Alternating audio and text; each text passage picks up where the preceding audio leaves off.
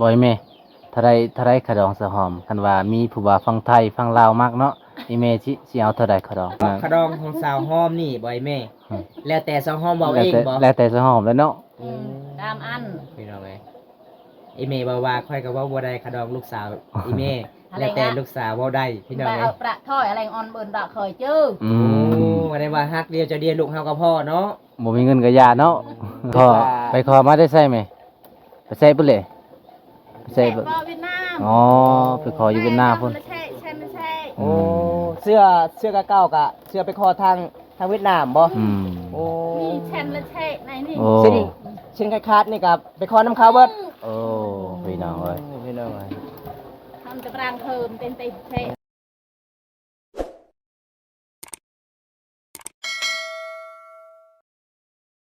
สบายดี สบายดีสบายดี สิดังไฟ ดังไพ่โอ้โดน ฝนตกแห้งบ่คือว่าบ่ได้ซัก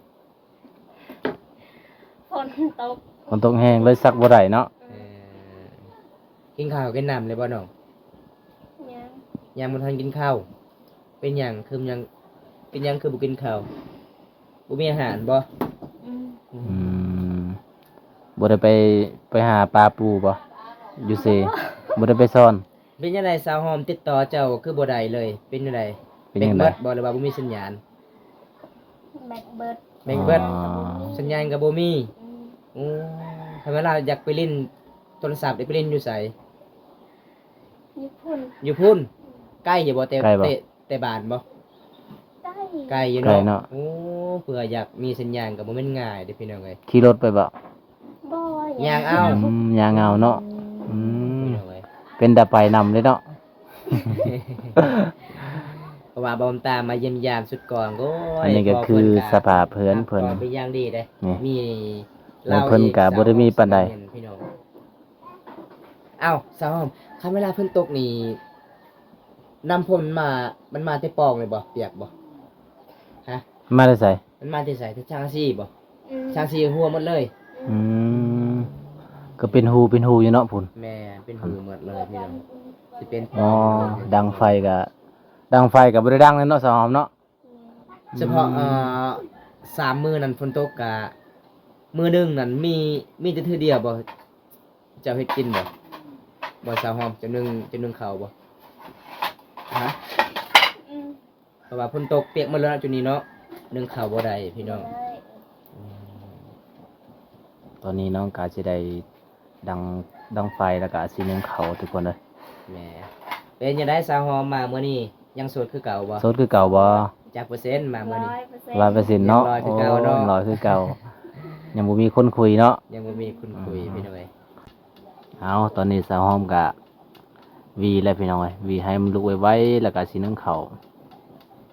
บ่แม่นผัดบ่ ฮะบ่ได้ผัดวีเอา บ่แม่นข้าวเนาะสาวหอมเนาะสิผัดเอาเนาะ หลายคนน่าหักหลาย แม่นข้าวหลาย เอ้าแล้วล่ะบ่จะดังไผเอานึ่งแล้วแม่ข้าว แม่นยังบ่ทันมาข้าวบ่มาแล้วบ่ มาเลยบ่สาวนึง อืม เป็นสาวนึงโอ้สาว ไม่กินฮอดเช้านึงบ่ ลงลืมไปหน่อย เนาะ ไปเที่ยวหลายบอนก็เลยลง เที่ยวหลายบ่อนเนาะ แม่นพี่น้อง ผู้สาวหลายเนาะบุญตาเนาะ แม่น อันนี้ก็จะเป็นสารของสาวหอมได้อทุกคนเลย ไม่ยัง เบิ่ง สาว จะได้ขอแฮบเออ ข้อแห้งบ่จะเป็นไอบ่ฮะ นั่นก็คืออีเมสาวหอมเด้อ เป็นยังสาวหอมจะเป็น เบิ่งอันนี้ก็มักเพชรพี่น้องเอ้ยมักเพชรที่สาวหอมมาตากเนาะก็เป็นมักเพชรขี้นูมักเพชรที่ว่ามัน เมื่อไรจะบ่สบาย มันมันเป็นมักเพชรที่ว่ามันเพชรหลายเนาะมักเพชรที่เฮาปลูกนะบ่คือมักเพชรอยู่ในเมืองเฮาซื้อกะมันสิบ่เผ็ดปานใดทุกคนเลยนี่เขาเจ้าก็ปลูกอยู่ในเฮือนเราได้แล้วก็เป็นผักบัวนํ เจ้าขายบ่อยู่บ้านบ่ นี่ตอนนี้สาวหอมกะสิได้ซื้อข้าวก่อน nó chạy ở đồi trà đăng tan tàu ไม่ยัง เป็นจังได๋ ปวดก็สิแตกหมาแล้วโอ้ ปวด ว่า เนาะ จะขาดมาแล้วบ่สาวหอม đi chơi lao pra อ๋อบ่อยแม่ อยู่บ้านบ่ สิซื้อก็บ่มีเงินเนาะ มี เจ้าขายเท่าได้หวดนี่นะ โมโห บ่ฮู้บ่ ส 25,000กีบ 25,000กีบเนาะ ก็บ่มีเงินซื้อไว้แม่ เอาบ่ โอ้ มี หวดมันเก่าเลยเนาะจนสีใหม่ แม่น พี่น้องเอ้ย อืม นี่พี่น้องเอ้ย เบิ่ง สาวห้อมเพิ่นก็น้าอายเห็นหัว น่าสงสารหลายพี่น้องเอ้ย ก็เลยบอกว่าบ่ต้องอายพี่น้องนี่บอกไอ้แม่เพิ่นก็มาได้มื้อนี้ไอ้แม่เพิ่นก็ใจดีหลายเด้เวลาไปเยี่ยมไปยามลูกสาวเพิ่นไอ้แม่เพิ่นก็ยิ้มตลอด ตารางเพิ่มมาทำไปตารางตาราง โอ้ อ๋ออีเมฆก็ตาบ่หุ่งเนาะ ตาบ่ บ่แจ้งบ่ได้ แม่จักเดือนแล้ว ตารางสิเป้เจ้า อ่า เอาประตัว โอ้หลายปีแล้วเนาะ อืม ตาบ่เห็นหุงเลยแม่ของสาวห้อง เอา พี่น้อง แม่ มีเงิน เพิ่นว่าบ่มีเงิน พี่น้องเอ้ย เต็งเราห้าม ก็เลยอยู่แบบนี้เนาะอีเมเนาะอืม ใครที่มีลูกสาวเนาะ มีลูกสาว ไอ้แม่มีที่ผู้เดียวนี่บ่ เออ ลูกสาวเดียวเนาะ อันสาวห้อมเอาพัวปะนี่แล้วเลยบ่มีไผละซอยเวียก อัน อี เอา แม่ มือไงมั่งทำ อ๋อ มีไผมักบ่ มีไผมักอีก คันท้ายมีคนมักสิให้บ่แม่เฒ่า ให้เนาะ ผู้บ่าวฟังไทยก็ให้ ให้ ได้ เออถ้าได้เอาขนมลูกสาว ถ้าได้ เจ้า ย้อนเอาไปดูมันบางอัน โอ้ อันจะอ้อจะอ้อแม่ ขี้ร้ายบ่ ดืนปีเท้า บ่ได้ขี้ร้ายนะสาวหอมงามงาม ฮะ แม่ แม่นบ่เอาจะเว้าใส่ควายมื้อนั้นเด้ขาดองควายสาวลานแม่นบ่มื้อนั้นเด้ แม่นบ่สาวหอม มื้อนี้คือ50อีก มื้อนี้ขึ้นอีกบ่ แม่คอยอยากได้50 เอ อ๋อ อ ไอ้เมย์จะได้50เนาะ เพราะว่าเฮาบ่ข้าวกินก็บ่มีเนาะ อ้ำจะยันตันเต่ากันหนาวเลย ส่วนเจ้าได้สาวหอมมื้อนั้นจะว่า20ล้านก็ได้ แม่นบ่ คันทายแม่บ่เอาสาวลานเขาสิไปนํเลยบ่า ดีแต่หวดตัวแต่ตีเราเลย ไอ้แม่ว่าหวดก็บ่มีโอ้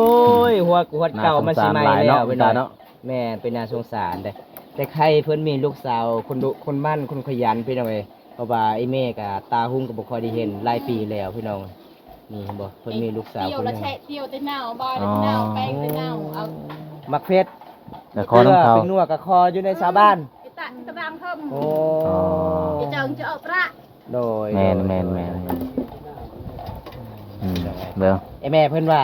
อยากไปหาเงินกับบ่ได้อยากไปหาน้ำไม้คายกับบ่ได้เพราะว่าตาบ่เห็นหุงพี่น้อง แม่นกลับไปบ่ได้ เลย เนาะ ไปคอน้ำชาวบ้านนั่นล่ะพี่น้องโอ้ยพี่น้องเป็นน่าสงสารเลย ปกติบ่ตา อ่อนจูเมียน โดยปกติผมตาไปเยี่ยมยามสาวห้อมกับบ่ได้ถามเรื่องราวเด้ ไปขอมาได้ใส่ไหมไปใส่ปุ่นเลยไปใส่ แต่ ปุ่น บอเวียดนาม อ๋อไปขออยู่เป็นหน้าพุ่น ละแช่ใช่ไม่ใช่ โอ้เสื้อกะเก้ากะเสื้อไปคอทางเวียดนามบ่ อืม โอ้ มีแชนละแช่ในนี่ โอ้ เช่นคล้ายๆนี่กับไปคอน้ำเขาเบิด โอ้พี่น้องเอ้ย พี่น้องเอ้ยแม่ว่าส่งเสื้อก็บ่มี แม่ ตอนนี้อีแม่อยากได้ส่งเสื้อแห้งอย่าเฮ็ดเวียกเฮ็ดงาน อืม ตาหุ่งก็บ่ค่อยเห็นเพิ่นว่าพี่น้องเอ้ยพี่น่าสงสารเลยพี่น้องเอ้ยนี่ล่ะพี่น้องหวดที่สาวห้อมอายมันยานี่พี่น้องสาวห้อมก็เลยหัวคักพี่น้อง กันเข้าลายนี่กะ ตกมัน มัน เล สิ ย ตกเลยเนาะ แม่น อืมสาวหอมเว้ย ไอ้แช่ตัยันเนี่ยเนาะ สี่คนใดเอ้ย 25,000กีบเนาะ ยันแช่ ขอ เป็นหนี้ก็บ่ได้บ่เขา เป็น จะ หนี้บ่ได้บ่ ต้องจ่ายเงินเลย อืม จ่ายจะเอา แม่นแม่น ทีนี้กับบ่ได้เนาะ ห้ามทุบกำลังเฮิม โดย เอ้าบัดนี้ จัดละยัวตีละยี่แม่ตีละยี่ เพราะว่าเพื่อนคอยแม่ยังมาท่านซักข้าวให้ เอาประค่ะ โอ้เพราะว่าเพื่อนเจ้ายังมาท่านซักข้าวให้บ่อยแม่ ยัง พอแล้วบ่ เงินฉะ เอ้าบัดนี้สาวหอมก็สินึงต่อเนาะสาวหอมเนาะ เป็นน่าสงสารเลยพี่น้อง กะเนี่ยแต่กันไหนครับพอแช่ชามันอ่อนจูเมียน อืมเพิ่นจะได้ดนบ่นึงเขาวนั้นดนบ่ ประมาณจักนาทีสอง เจ้าหน้าที่สาวหอม บ่ บ่ ฮู้ ฮู้ เลย อ๋อเนาะ เพราะว่าแต่ละมื้อเจ้าตลอดบ่นึงข่าวบ่ จะนึงตลอดบ่ ฮะอีแม่ อีเมลเด้อเจ้า ตอนแรงเจ้าตอนเช้าคืออีแม่ อืม ออมปิดตารางรางเฮิมเปิ้ล อ๋อแม่บ่เห็นเนาะ อุ้ย ว่า แม่บ่เห็นแล้วก็ แม่ในรีบ่อีแม่เจ้าตาบ่เห็นหุ่งอีบ่ แม่น ประมาณ ดี จั บ่ กปีแล้ว จะบุญหลายปีแล้ว หลายปีแล้ว เนาะ แต่สาวห้อม แต่อันนั้น ยังน้อยบ่ อืม แต่ แต่สาวหอมยังน้อยเนาะ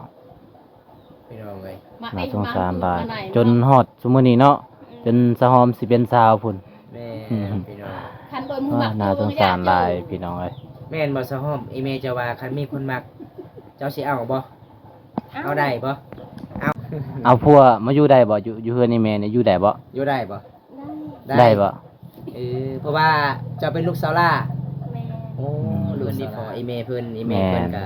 เล่าเรื่องราวโอ้พี่น้องเอ้ยเป็นตาก็บ่ค่อยเห็นหุ่งพี่น้องเอ้ยเพราะว่าปกติบ่ตาไปเยี่ยมยามก็บ่ได้ถามเรื่องราวของสาวหอมก็บ่ได้ฮู้พี่น้องมา แต่ว่ามื้อนี้เนาะเฮาฮู้เนาะ อีเมสาวหอมฮักกะมาที่เวียดนามไปขอมาเฟซ ไปขอมาเฟซแม่นบ่ซอม lại con đục ở đây แม่นบ่ cha อืม แม่นบ่ซอม เจ้าอีเมว่าเจ้าอยู่เฮือนเจะอดข้าวบ่มีข้าวกินบ่ แม่นนั่นดิบ่ อีเม Bà cha chứ bắt ui อ๋อ อีเมอีเมไปขอข้าวอยู่เวียดนาม อื ừ. ม พี่น้องเอ้ย Kiềng đâu hả bà bư bay phôn cho bư อ๋อ thục thẳng น้ำใหญ่เนาะ แต่ละหลังเฮือนเขาเจ้าให้จักโลผู้ละแต่ละหลังเฮือนน่ะ จักโลสะหอม bố tao xào tao đi บ่ฮู้ บ่ฮู้บ่ อืม อีเมจักโลอีเมเฉพาะทึกอยู่เฮือนอีเมเขาเจ้าจ่ายนั่น จักเป้า โล ได้จักเป้า không bao mà tao đi อ๋อสอบหนึง สอบหนึงแล้วก็ พี่น้อง ถึงสอบอีกเนาะ มันมีข้าวงามอยู่บ่เขาเจ้าจ่ายดิ này nhẹ nó bụi tay như này nhẹ bụi ỏi lắm ขาวมุ่นหมาแล้ว อืม โอ้ Môn. ก็ ขาวเลยเนาะขาวนะขาว đi bao cả chưa căng chả โอ้ โอ้ พี่น้อง แข้งเนาะ ừ. กินแล้วแข้งเนาะข้าวที่เขาเจ้าจ่ายเนาะ anh này nó mẹ ơi tay nó mơ ra này à sợ nhẹ อื ơi มหมดเลยเนาะ พี่น้องเอ้ย โอ้พี่น้องบ่ฮอดแล้ว muốn tự năng Ừ. ơi anh này มื้อนอดเนาะ มื้ออื่นอดแหละพี่น้อง chặt này cha mà bằng ơi โอ้พี่น้องเอ้ยเพิ่นว่าซักให้จังหน่อยก็เพราะว่าตอนนี้อีเม ปล่ กั อบ ยแม่ สะหอม เว ก็ ลา ยังบ่ได้ ซั ซั ก ก เขา ให้ ให้นี่สาวห้อมก็ออกคือกันบ่เออพี่น้องเอ้ย เอาคือกันเนาะสะหอมเนาะ ซอยเวียกไอ้พลอยแม่เนาะ ขนาด เนาะ ขนาดตากแดดตากฝนก็ยังงาม เจ้ตีตีเอาเนาะ bằng cái nhà cái này อืม này nhẹ nhọt biết ตอนฝนตกน่ะสะหอมอยู่ไสอะอยู่นี่ อยู่นี่แหละ Ở. อืมพี่น้องเอ้ย Này. พุ่นสังกะสีก็หัวเบิดพี่น้องเอ้ยพุ่น cắt về ạt lên Ờ. này ý nhỉ เข้าเป็นนึ่งบ่ได้แล้วเนาะ mà đây อีเมไปใส่มือฝนตกน่ะอยู่เฮือนบ่ไว้แม่อยู่เฮือนบ่ bó อีเมบ่อยู่เออไปขอเข้าไปขอเสื้อนี่เนาะอีเมหากนมามื้อใด này มื้อนี้โอ้ไปหลายมื้อเติบเนาะได้บ่2-3 มื้อ Hàng đời. อ๋อ Mười. 4 มื้อพุ่นเนาะ Lại lạ ho nụng. อ๋อเจ้าห้องก็เลยบ่ได้กินข้าว Ừ. พี่น้องเอ้ย มื้อนี้จะได้กินข้าวแล้วแต่มื้อนี้เนาะอีเมมาเนาะ Còn có chết có đồng thì cha đôi với cháu ăn. บ่อีเมได้ยังแน่ไปขออยู่พุ่น Rồi đang đông ra đây. Ừ. Thệ. พี่น้องมีพี่น้องบ่อยู่พุ่นพี่น้อง Bà thệ mật mờ. อ๋อ Ông bà em. Ai cũng Vẫn vẫn. kêu lọt Ờ, phải đi đâu เออเพิ่นว่าไปขอตัวทีบเลยบ่แม่นพี่น้องกับไปขอเนาะอืมได้เบิ่นบ่กะล่ะจูตึกเลย Bên mặt cái rương đấy. อ๋อเข้าก็ได้บ่เข้า Rồi non ơ chú mà làm bà làm mà chưa kiêng đầu. Ừ, Đường bị ồ. bèn, tiêu bay. อืมเพิ่นว่าไปขอมาแต่พุ่นกะเกลือเป็นนัวเนาะแล้วก็ส่งเสือเข้าก็ถือบ่ได้เนาะเพราะว่า Thả dương nén thì bên อื bên. ม Thẹn พุ่น đầu nén. พุ่นเช้าจังก็สิไปอีก Bên bên cái chưa ơi cha. แม่นเพิ่นว่าแต่ว่าพุ่นเช้าจังนั้นก็สิไปอีกได้พี่น้องเอ้ยเพราะว่าถ้าบ่ไปก็บ่มีข้าวกินอีหลีต้องไปขอเนาะบ่อยแม่ถ้าได้ขะดองสะหอมคันว่ามีผู้ว่าฟังไทยฟังลาวมักเนาะอีแม่สิเอาเท่าใดขะดองสิให้เท่าใด Tớ hệ cả bà bơn tam ăn với. ส่วนอีแม่แม่นตัด Lên on hệ bơn ăn luôn mờn cái chơ. อ๋อแนวนั้นเนาะแม่เนาะแม่นอีแม่แม่น อีแม่แม่นตัดสินบ่ได้เนาะให้สะหอมตัดสินเอง Ừ. อ๋อเนาะ Anh ai trộm việc, anh on thì bơn. Ừ. Mình là trộm việc thì thôi. โอ้เฉพาะขะดองของสาวหอมนี่บ่อยแม่ แล้วแต่สาวหอมบอกเองบ่ แล้วแต่สะหอมแล้วเนาะ Ừ. Tam ăn. พี่น้องเอ้ยอีเมบอกว่าค่อยก็เว้าบ่ได้ขะดองลูกสาวอีเมแล้วแต่ลูกสาวเว้าได้พี่น้อง Bà เอ้ย ở bạc thôi, anh on bơn đã khởi chứ. อื โอ้ ม บ่ได้ว่าฮักเดียวจะเดียวลูกเฮากับพ่อเนาะ บ่มีเงินก็ยาเนาะ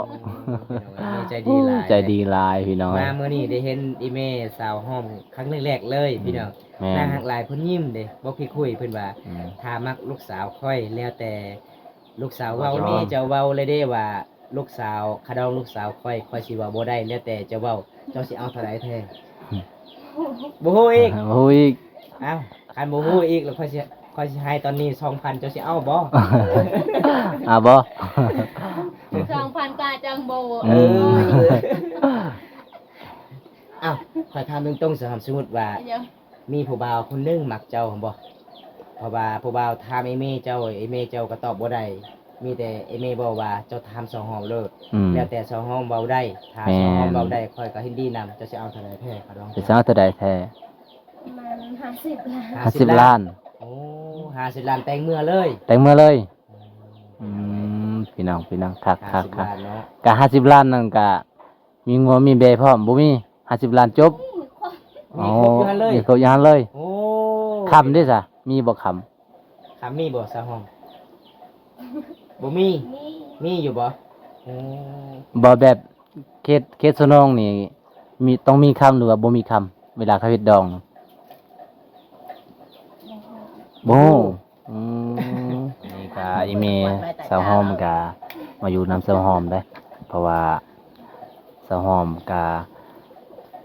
ยังบ่ทันกินข้าวพี่น้องเอ้ย ไปชง ก็สิได้นึ่งข้าวนี่ก็สิได้กินข้าวแล้วสาวหอมเพราะว่าตอนนี้โอ้ยมันเที่ยงแล้วพี่น้องสาวหอมก็บ่ได้กินข้าว